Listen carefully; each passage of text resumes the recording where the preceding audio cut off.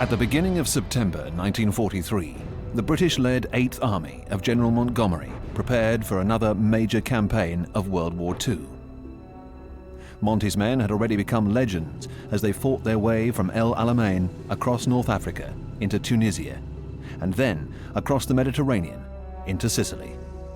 Now the desert rats prepared to fight in conditions very different from those found in North Africa.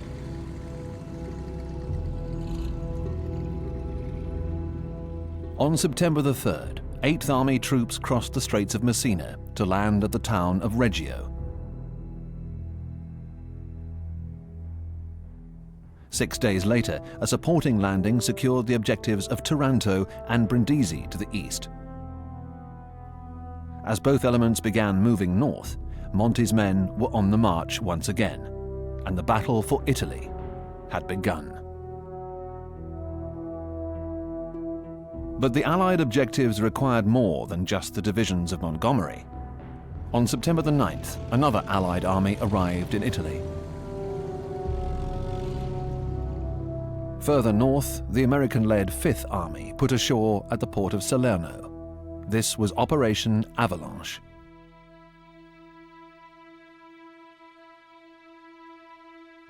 The aim was to secure a beachhead before moving north to capture the city of Naples. With this achieved, the two Allied armies would join forces and sweep up through the Italian peninsula towards Rome and beyond. As the American 5th Army approached the coast, there were many men who thought the task ahead would be simple. In the hours before the Avalanche landings, the news was announced to the world that Italy had surrendered to the Allies. Mussolini had already fallen. Il Duce was now in captivity, and the official Italian state would soon re-enter the war on the Allied side. But as the men on the transport ships celebrated the Italian surrender, anyone who underestimated the task ahead was in for a surprise. German troops were still present in force on the Italian peninsula. Within hours of the first landings at Salerno, the American-led 5th Army knew they were in for a real fight to control Italy. We can now see the 9th of September 1943 as the start of one of the longest, bloodiest, and bitterest campaigns of the Second World War.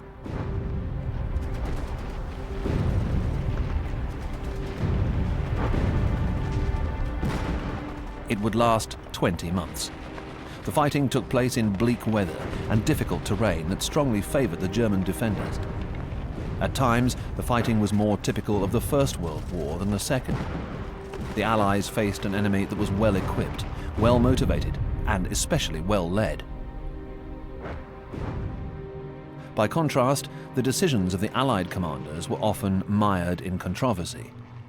Events that took place at locations like Anzio and Monte Cassino are not remembered as glorious contributions to Allied victory. Even when successes were achieved in Italy, they could be seen as of dubious strategic value.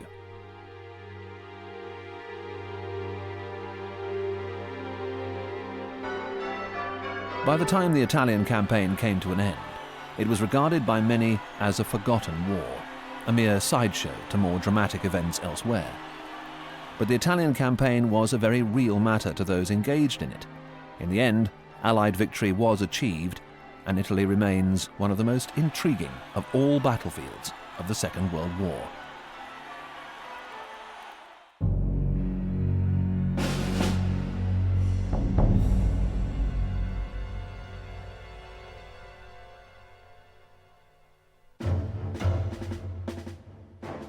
On the evening of the 8th of September 1943, the American General Mark Clark prepared for the biggest moment of his life, as his 5th Army made ready for the landings at Salerno. Under his command was the British 10th Corps and the American 6th Corps. At the time, this was the biggest amphibious landing of the war. The plan was to secure a beachhead at Salerno before 10th Corps moved north to capture the port of Naples, while 6th Corps broke out southeast to meet up with the British 8th Army. Clark knew that Montgomery was already advancing through southern Italy with his 8th drawn from all over the British Commonwealth and Empire. When the two armies joined together, they could advance side by side north, in the direction of Germany itself. But the progress of the 8th Army faced little opposition in the Italian south.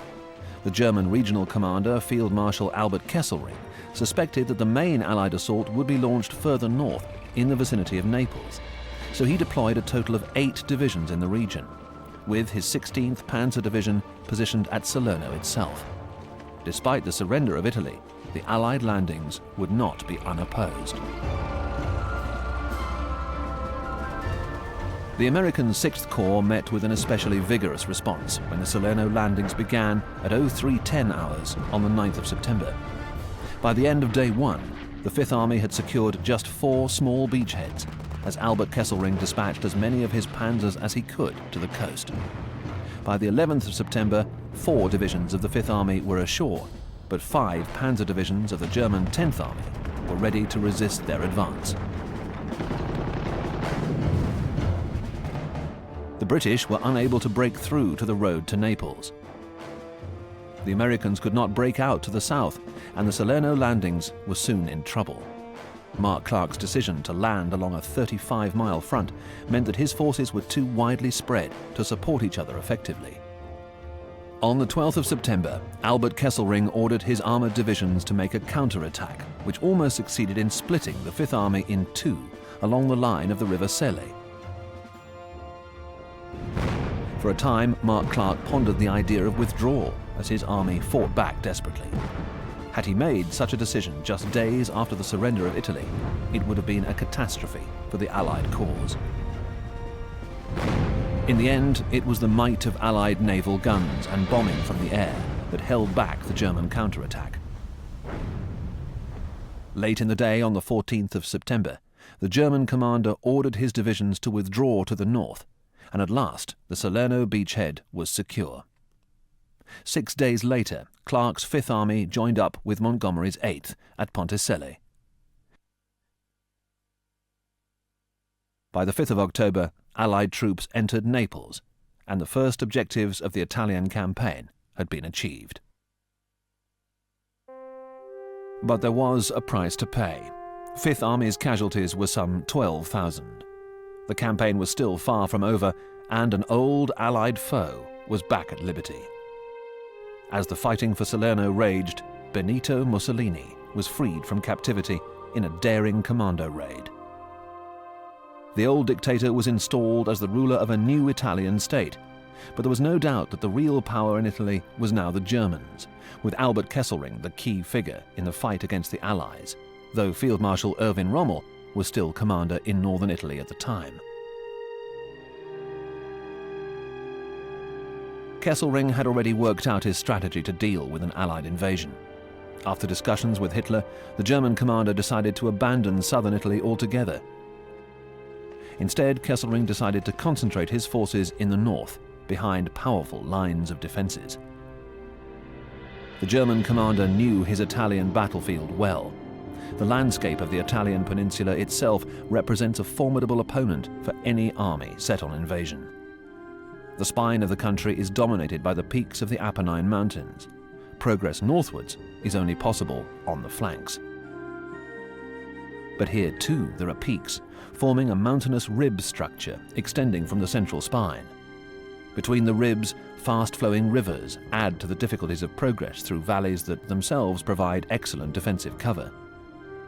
Predictably, the Germans added to the difficulties of progress by constructing a series of fortified lines constructed across the peninsula. In simple terms, the terrain of central Italy could almost have been designed for defensive warfare. The Apennines meant that the two Allied armies were divided, with Montgomery's men advancing to the east, while Clark's 5th Army moved forward to the west. But in the weeks after the Allied landings, progress became painfully slow. The Germans adopted the tactic of engaging the enemy before making a tactical withdrawal, having destroyed bridges and other transport routes leading north. Kesselring knew that the two Allied armies would eventually have to deal with a massive barrier to further progress. The line stretching northeast from the coast 100 miles to the south of Rome was and remains a huge natural barrier against any invasion. But the Allies knew that they would have to break through the line around a mountain 20 miles inland from the Tyrrhenian coast. Capturing the mountain was the only direct means of advancing through to the Liri Valley and the main highway to Rome. The name of the peak was Monte Cassino. This was the strongest obstacle of all. Cassino's formidable natural defences had been recognised long before the Second World War. In AD 529, St. Benedict chose to build a great Christian monastery on the summit. Despite wars and sieges over the centuries, a great monastery remained on Monte Cassino in the autumn of 1943, and the Allies were reluctant to consider an attack on such a major historic monument. Predictably, the Germans chose to build a substantial defensive line running from coast to coast through the Monte Cassino region. Before the fighting in Sicily was over, Field Marshal Kesselring ordered a devastating structure of mines, booby traps, bunkers, and gun positions to be set up. By the end of the year, the work was complete, presenting another massive barrier to Allied progress. This was the so-called Winter Line, running from Minturno to San Vito. To the north, the line was strengthened further by its position behind the river Sangro. In the south, the Allies would have to cross the rivers Garigliano and Rapido, both of which were likely to swell in the rainy months of autumn and winter. In this sector, the line was known as the Gustav Line, and a direct assault against it was bound to be an exhausting enterprise. It was a hard task just to reach the line. It was the 2nd of December by the time the 8th Army crossed the Sangro, and it took until the 28th of December for the 1st Canadian Division to capture the town of Ortona after ferocious close-quarter fighting. Further south, the 5th Army also struggled to seize objectives such as Monte Maggiore, Monte Sammucro, and Monte Cammino. So many shells were needed to take Monte Cammino that the peak earned the nickname Million Dollar Hill, as the harsh winter weather began to alter the nature of the battlefield. By the end of the year, the Allied advance had ground to a halt in both sectors. As men of both sides spent a miserable Christmas on patrol in the grim winter weather, the battle for Italy became a bleak stalemate, and the 5th Army had still not crossed the rivers Rapido and Garigliano. The breaking of the winter line would be a task for the new year, and it would not be easy. Behind his defences, Kesselring deployed his 1st Parachute Division, his 51st Mountain Corps, and his crucial 14th Panzer Corps in the Gustav Line sector. It was here that the real struggle would begin again in earnest, and new commanders would be involved. In December, Eisenhower was withdrawn from Italy to join the preparations for the D-Day landings. His replacement was General Harold Alexander, who now took overall command of the combined Allied 15th Army Group. Alexander's old subordinate Montgomery was also withdrawn to prepare for the Normandy landings. Command of the 8th Army now passed to General Oliver Leese. Around the same time, Erwin Rommel also left Italy, leaving Albert Kesselring in complete charge of German-held territory on the peninsula. Kesselring suspected that the new Allied command was likely to make an assault against the crucial sector of the Gustav Line early in the new year, and he was right in his assumption. In the early days of 1944, Alexander and his senior commanders conceived a bold new objective for Clark's 5th Army. The plan was to make a direct assault against the line, combined with a new amphibious landing from the rear. If it was successful, the Germans could be enveloped in a vast pincer movement, leaving the way open for a great symbolic prize 40 miles to the north, the eternal city of Rome. But as events transpired, the locations chosen for the attacks would become two of the most notorious battlefields of the Second World War: Anzio and Monte Cassino.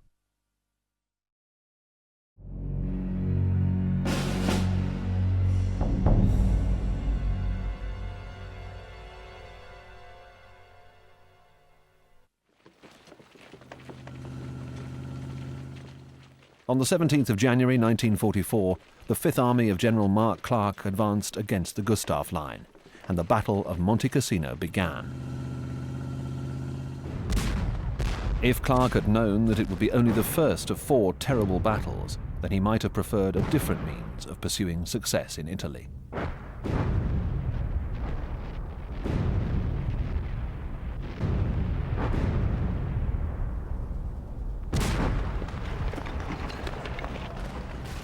Three separate corps of troops were deployed in the Cassino sector, including the French Expeditionary Corps of Alphonse Juin, a body of men that included North African soldiers well equipped for mountain warfare. Further south, the British 10th Corps were tasked with advancing towards the river Garigliano. In blizzard conditions, the British succeeded in crossing the river despite the vigorous attentions of a well-defended enemy. 10th Corps soon established a bridgehead of some 2 miles depth. But when the British tried to capture the peak of Mount Mayo, their offensive ground to a halt on the high ground. To the north, American 2nd Corps also sought a bridgehead across the Rapido, a river whose fast-flowing, swollen water made its name appropriate, as the men of the Texan 36th Division soon found out. Simply crossing the river proved a nightmare, as the sound of concealed machine gun fire filled the winter air. Despite this, the Texans managed to gain a bridgehead, but their success was short-lived. After 2 days, a decimated force was compelled to retreat across the river. Their colleagues in the 34th Division enjoyed slightly greater success further north, only to be forced back just a few hundred yards from Monte Cassino itself. Furthest north of all, the French Algerians and Moroccans also made progress before being held. Later, these hardy North African troops would make a far more dramatic move against the Gustav Line. But in January and early February, no breakthrough was possible. By the time the exhausted Allies abandoned the offensive on February the 11th, it was clear that the attack had failed and heavy casualties had been taken. The first part of the pincer movement had not succeeded, and General Clark knew that the second part was also in trouble.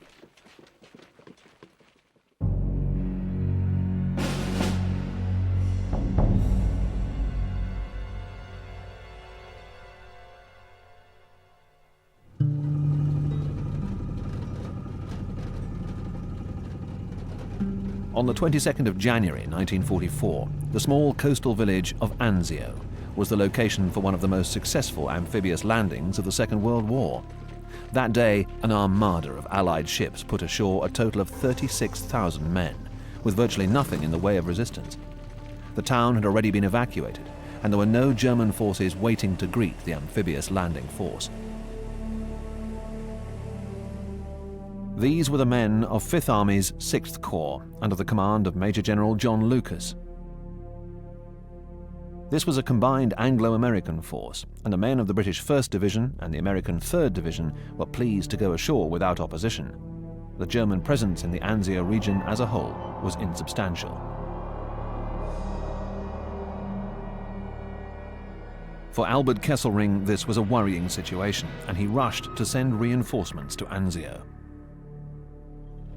The day after the landings, Colonel General von Mackensen took command of the 14th Army, tasked with resisting the Allied advance. It was to be a substantial force, with divisions sent from as far away as the Balkans and France, as well as other regions of Italy. But these new forces would take time to arrive, and with the initial success of the amphibious landing, General Lucas had the chance to break out of Anzio towards highways 6 and 7. With only a small German presence in the region at the time, 6th Corps could cut off the main supply lines to the German 10th Army and open the way to Rome itself. Hitler recognized the danger. It was the Führer himself who insisted that Kesselring's reinforcements should come from outside Italy. But in the immediate aftermath of the Anzio landings, the commander of 6th Corps had a priceless opportunity to break the deadlock in Italy. General John Lucas failed to seize the moment. In a terrible miscalculation, the Corps commander decided to wait until his full complement of men and material was landed and his beachhead was fully secure. Only on the 30th of January, 8 days after the landing, did Lucas order a general breakout, with the Americans and British dispatched in the directions of Cisterna and Campoleone. Both were repulsed by the now substantial German presence in the region. By the following day, no fewer than 8 German divisions surrounded the Allied beachhead, and a glorious opportunity was lost forever. Churchill was angry and bewildered. Having conceived the Anzio landings, the British leader was furious with the slow reactions of the American commander. "I had hoped we were hurling a wildcat onto the shore," he said afterwards, "but all we got was a beached whale." Worse was to come. On February the 6th, the German 14th Army began the process of reducing the Allied beachhead in a grim assault on the perimeter of the 6th Corps line. For the men trapped behind the line, one devastating German weapon now revealed its firepower. This was the 28-centimeter K5 railway gun, a monster artillery piece whose shells weighed a quarter of a ton. With a range of over 50 miles, the K5 could fire on the Allied troops at will. The Germans nicknamed the K5 the Leopold. The unfortunate Allies referred to it as Anzio Annie. The tactical value of such a huge caliber weapon was always only part of its purpose. Newsreel footage of a 28-centimeter gun always looked good on the German home front, while the sheer range of the K5 made its fire an unsettling experience for the Allied troops stuck at Anzio.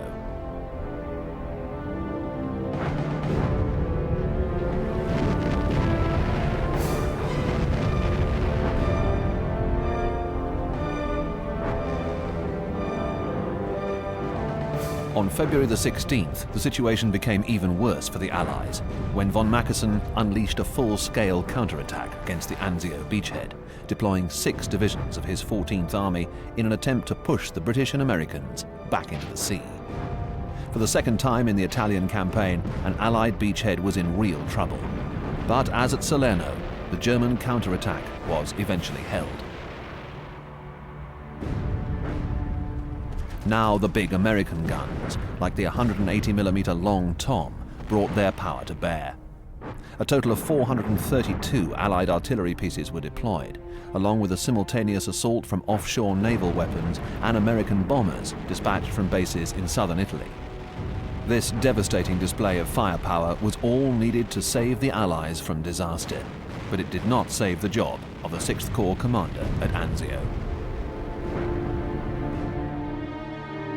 On the 22nd of February, 3 days after the German attack was halted, General John Lucas was sacked, to be replaced by General Lucien Truscott.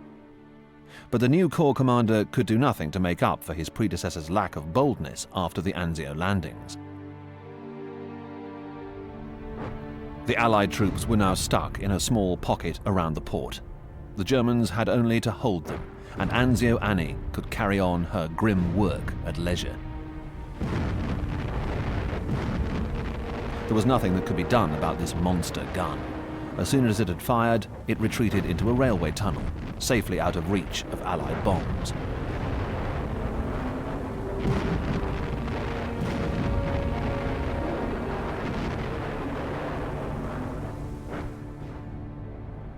As February turned into March, it was clear that the grand plans for a pincer movement had failed completely.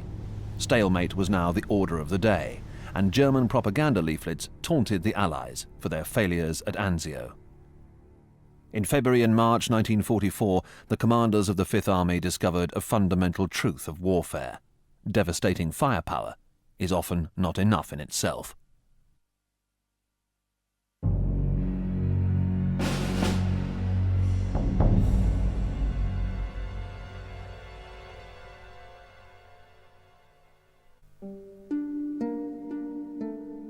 In the aftermath of the first failed attempt to break through the Gustav Line, the decimated American 2nd Corps was withdrawn, to be replaced by the New Zealand 2nd Corps.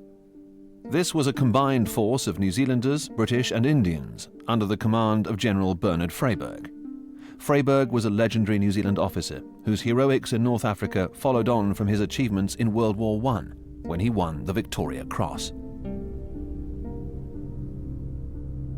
Having taken over the Second Corps sector, Freyberg was keen to make an assault against Cassino town, Monte Calvario, and Monte Cassino itself.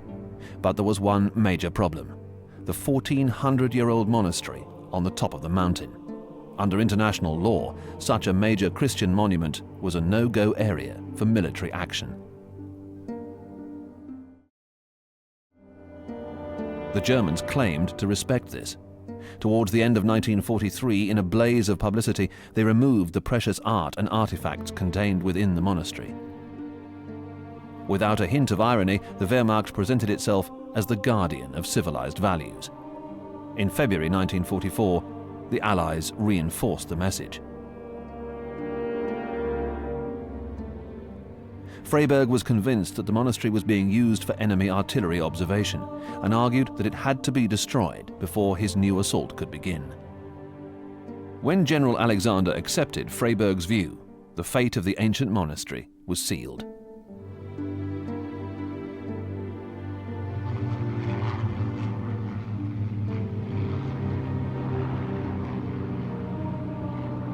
On the 15th of February 1944, a total of 229 American bombers arrived in 3 waves in the skies over Monte Cassino. 47 B-25 Mitchells, 40 B-26 Marauders, and no fewer than 142 4-engined B-17 Flying Fortresses were deployed. Their aggregate bomb load was 453 tons, and in a matter of hours, 14 centuries of history was reduced to rubble.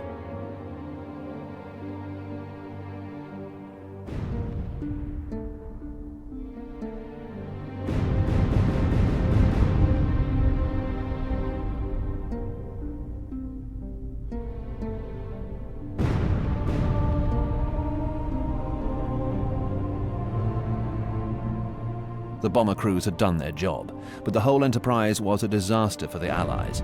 Freyberg's intelligence had been incorrect. The Germans had not been in the monastery. But with the Allies' violation of international law, elite German parachute troops moved into the rubble and found themselves in a perfect defensive position.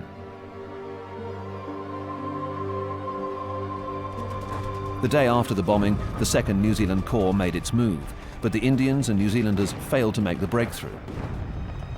The Indians fought hard, but the German defenders in the monastery ruins forced them back. The 8-centimeter German mortar proved an especially valuable infantry weapon, both at the monastery ruins and to the south. The New Zealanders failed in their attempt to break through the German defenses at Cassino town itself. Here, a detachment of Maori troops crossed the Rapido River, but struggled to make any progress in the town. Though they succeeded in capturing the railway station under cover of smoke generators, the Maori infantry lacked anything in the way of armoured support. Allied tanks like the Shermans were unable to cross the river. As a result, just 2 panzers were able to pummel the Maori positions. With British units also unable to capture the essential objective of Monte Calvario, the offensive was abandoned after just 3 days. The bombing of the monastery had achieved nothing. But General Freyberg remained convinced that massive firepower was the way to break through at Monte Cassino.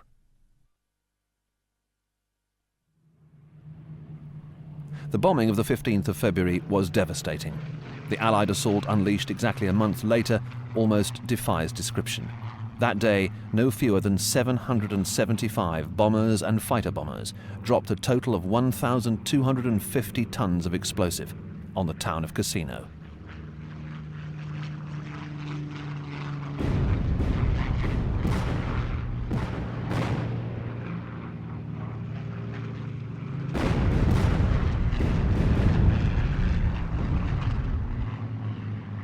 Immediately afterwards, the artillery opened up. 750 guns fired a total of 195,000 shells in just 2 hours against a target 1 mile wide.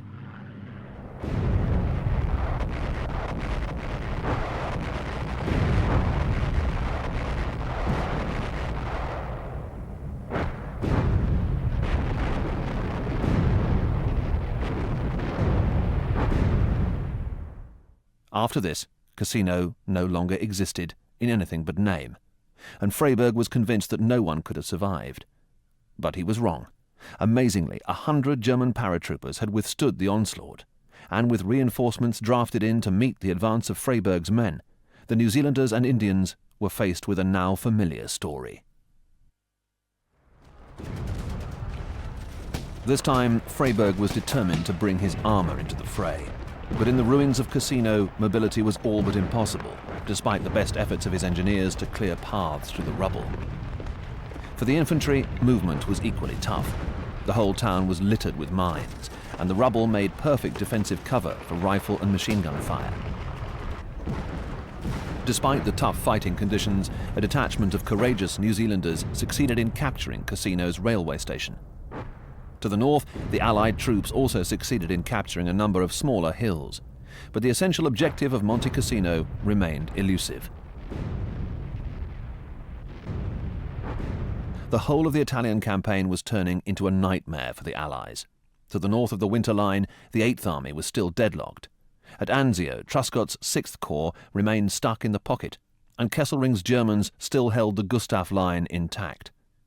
By the end of March, Mark Clark's 5th Army had sustained over 52,000 casualties since the first offensive in January. New thinking was required in the Allied command if the breakthrough was to be achieved.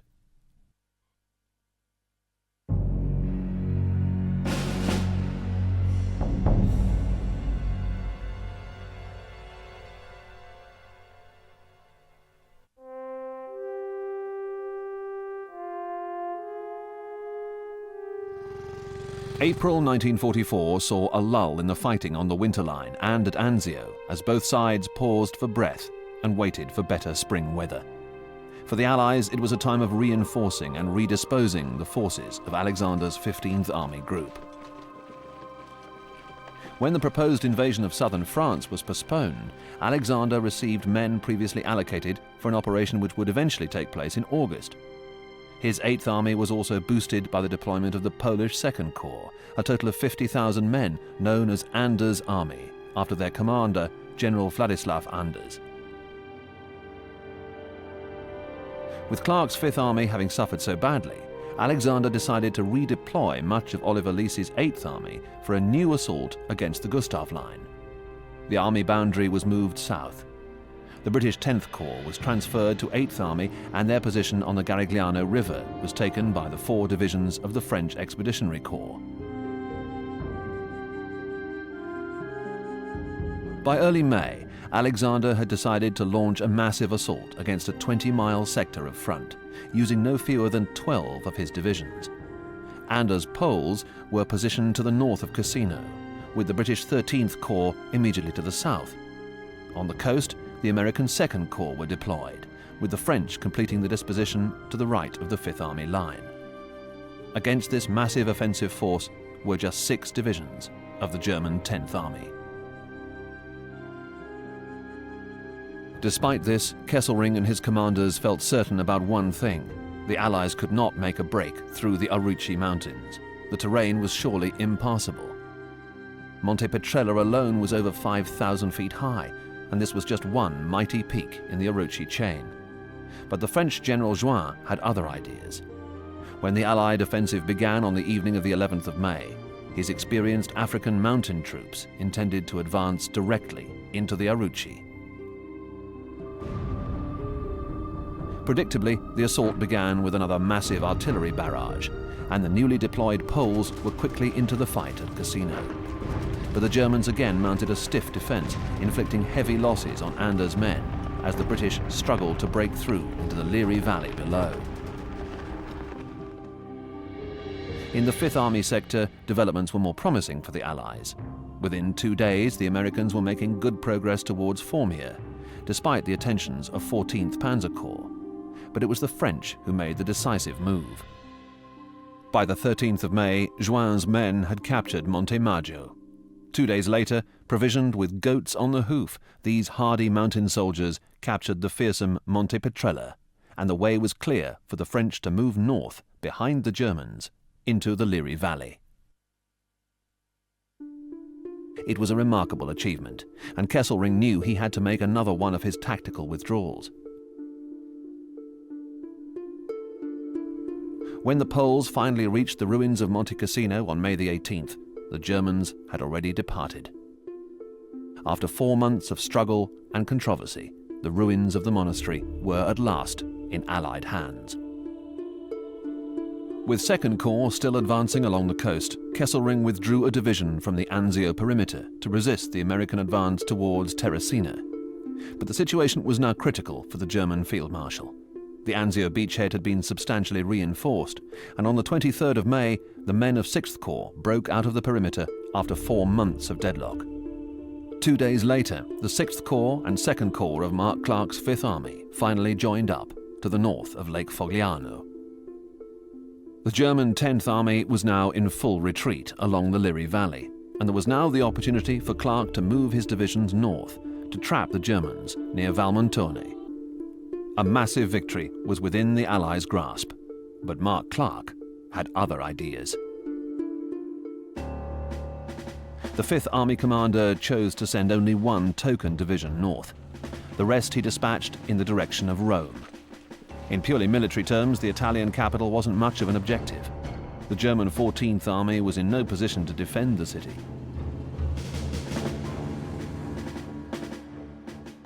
On the 1st of June, Kesselring gave the order to withdraw from Rome, and 3 days later, Mark Clark duly arrived in the Eternal City at the head of his 5th Army. The Roman population was ecstatic. Clark basked in the glory as the liberator of the Eternal City. But by going to Rome, Mark Clark lost the Allies the chance to inflict a catastrophic defeat on the German presence in Italy. As the American commander basked in the acclaim, Kesselring was already organizing an effective retreat to a powerful new defensive line to the north. The hasty capture of Rome was a hollow victory, and Clark's own glory was short-lived. 2 days after his arrival in the city, news of the D-Day landings swept across the front pages of the world's newspapers. Italy was once again relegated to a sideshow, and the campaign was still far from over. Another formidable line of German defenses would have to be breached. Unknown to the Allies in the warm June sunshine, another bitter winter lay ahead.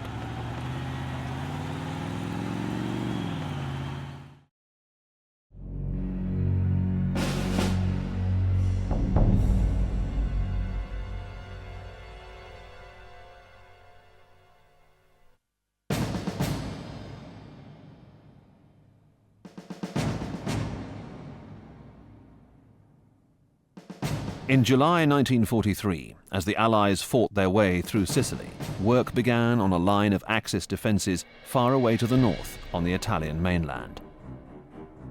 This was known as the Gothic Line, stretching some 200 miles from just north of Pisa on the Tyrrhenian coast across the Apennines to Pesaro on the Adriatic.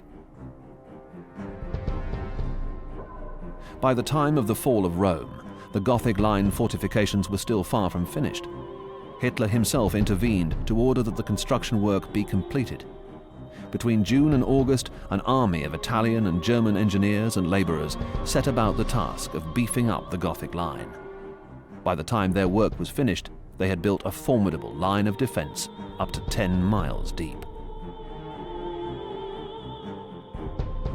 There were over 2,300 machine gun positions, almost 500 mortar and anti-tank positions, many fitted with the PaK-40 75mm weapon. The fortifications also included a small number of Panzer turret guns of similar caliber set into a concrete base. And as if this wasn't enough, the work parties also laid over 1,000 miles of barbed wire to hamper any infantry advance. As soon as Rome had fallen, Kesselring knew that the Gothic Line would be the focal point of his next stand against the Allies. Typically, his men continued to harass the invaders as the Germans made the retreat north from Rome in July and August 1944. By the time Kesselring's Army Group C was in position at the line in mid-August, he knew that the battle for Italy was still far from over. His supreme commander, Hitler, was desperate to hold the Allies back on the Italian peninsula. The Führer ordered 7 new divisions to be sent to Italy, as well as the equivalent of 3 more to replace men lost during the retreat from the Winter Line. By contrast, the Allies lost resources during the summer of 1944. A total of 7 divisions were withdrawn from the Fifth Army to take part in Operation Anvil, the invasion of southern France, which eventually began on the 15th of August. Mark Clark lost his 6th Corps and most of his French troops for the Anvil campaign. But the Fifth Army and the Eighth Army were still able to enjoy a brief interlude of sunshine and movement as they pursued the Germans north. By early August, the Fifth Army had reached a position just short of the Gothic Line at the River Arno, as the Eighth Army advanced to the Maturno on the other side of the Apennines. Alexander was now keen to launch a concerted attack against the German defences while the weather still held, but he knew that he would have to be cunning to break a well-defended and well-led enemy line.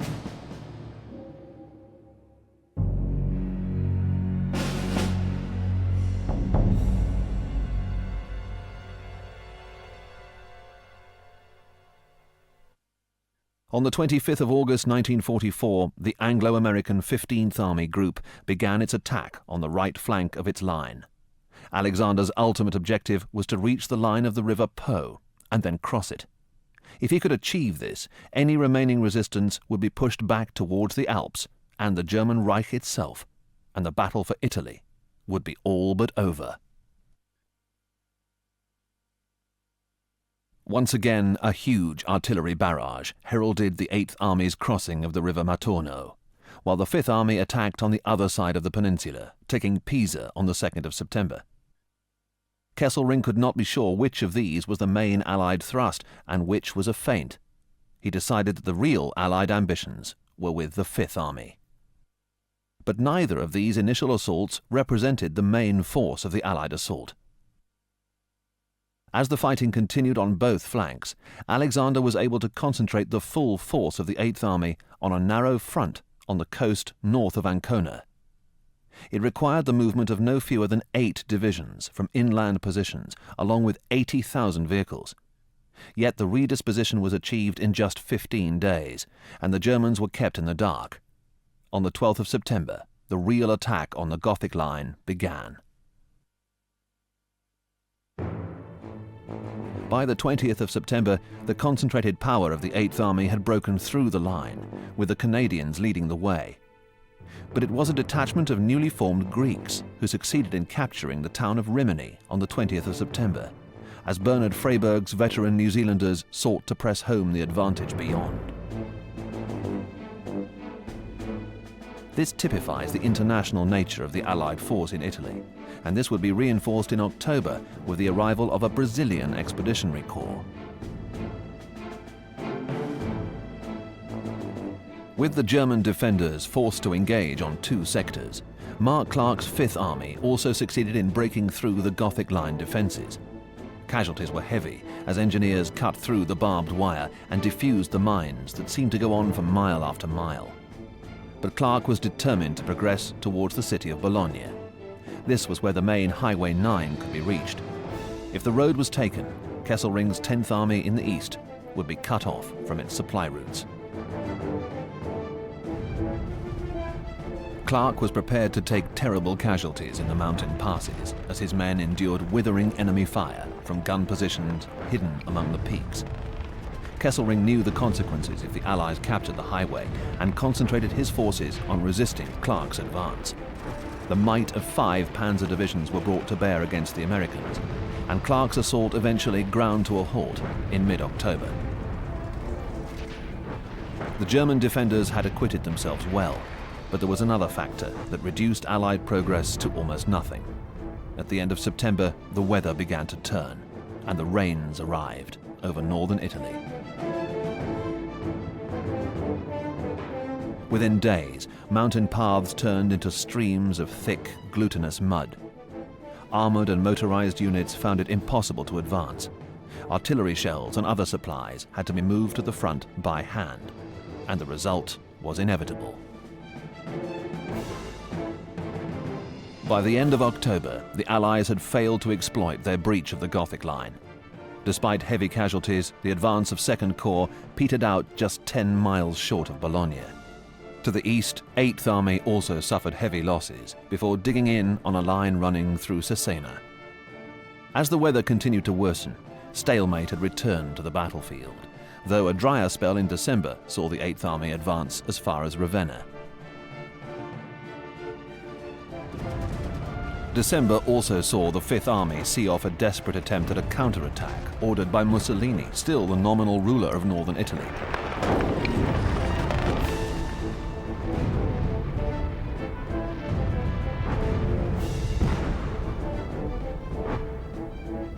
For the men of the 8th Indian Division, Christmas Day was spent holding back Il Duce's last throw of the dice, and for soldiers of both sides, all across the front, Christmas 1944 was a miserable business.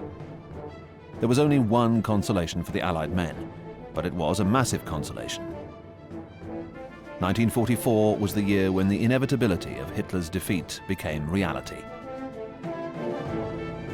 Between May and November, Germany and her allies were pushed back on every front on which they engaged, and 1944 had seen the Allies in Italy make their contribution to the Axis retreat.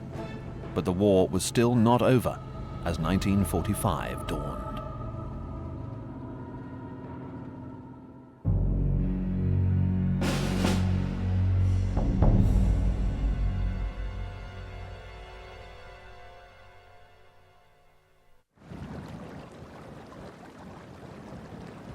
It is difficult to describe the physical hardships faced by the troops stationed in Italy in the early months of 1945.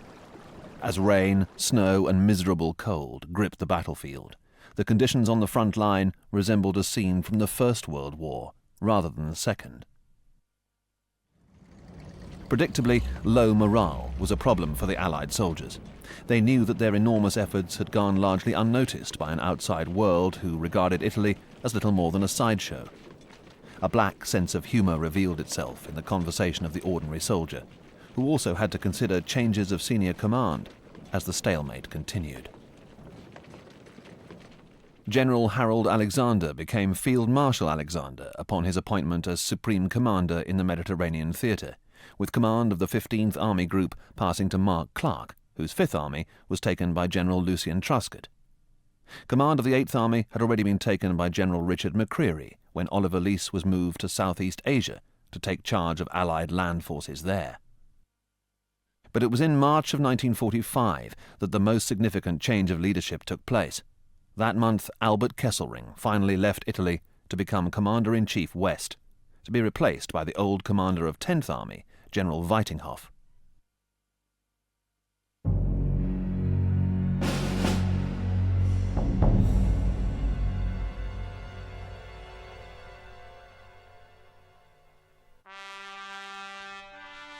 On the 1st of April 1945, the long pause in the Italian campaign came to an end as the warmth of spring finally returned.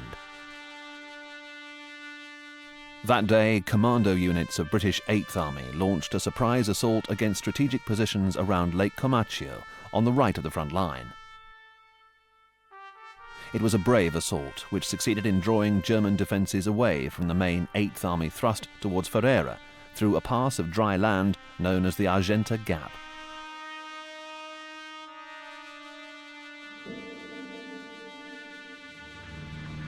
The might of Allied air power was now brought to bear as the skies cleared, and by the 14th of April, Allied troops were closing in on Argenta. At that point, the air support switched to a new assault by the 5th Army in the direction of Bologna, the objective that had just eluded them over 5 months before. This time, there was no halt in progress. On the 21st of April, a contingent of Polish troops captured the city as the German defenders found themselves pushed back towards the line of the River Po, a waterway whose bridges had already received the attentions of Allied bombers. In the days that followed, Weitinghoff and senior German officials in Italy put out feelers to the Allies to discuss terms for surrender. On the 29th of April, a German delegation met Field Marshal Alexander at a meeting near Naples. At the end of that meeting, an agreement was reached for a surrender to come into force on the afternoon of May the 2nd. The campaign in Italy was almost over. The day before that meeting, Mussolini was shot by Italian partisans and his body strung up from the roof of a petrol station in Milan. The day after the surrender agreement, Adolf Hitler died by his own hand to avoid such a humiliation. 2 days later, Hitler's war came to an end in the Italian theatre of operations. It had taken 20 long, hard months to make the journey from Reggio in the deep south to the plains of the Italian north. On the way, the men of the 15th Army Group dealt with some of the toughest fighting conditions endured by any Allied forces in the course of the Second World War. A fearsome landscape, harsh weather, a determined adversary, devastating enemy fire, and dubious decisions by their own commanders were all factors that the Allied soldiers in Italy had to contend with. There was also the lingering question of whether the whole Italian campaign was just a sideshow to more dramatic events elsewhere. But the Allies did secure their victory. In the course of the fighting, they succeeded in tying down vast numbers of German troops who could have been deployed elsewhere. This alone represented a huge contribution to the Allied cause, and the men who came from all over the world to fight in Italy endured their hardships with courage and resolve. In modern times, there is a widespread belief that war can be prosecuted with minimal casualties and a devastating turn of speed. The story of the Italian campaign is a reminder that this is not always the case. Sometimes victory requires time and loss and hardship. But victory is victory, as the Allied soldiers who fought so hard in Italy were able to testify at the end of engagements on one of the most intriguing battlefields of the Second World War.